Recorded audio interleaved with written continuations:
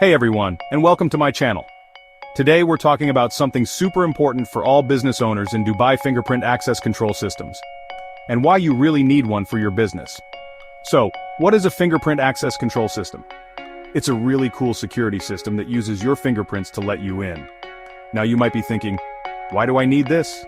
I have key cards and PIN codes. Let me explain. Fingerprints are special, they're unique to you.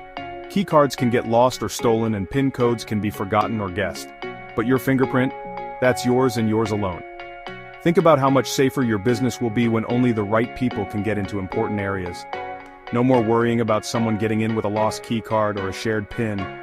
And it's super easy to use. No more searching for key cards or trying to remember those tricky PIN numbers. Just scan your finger and you're in. Super fast and easy.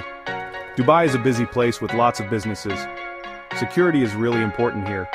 Fingerprint access control can make your business safer, whether you have a tech company, a store, or a fancy restaurant.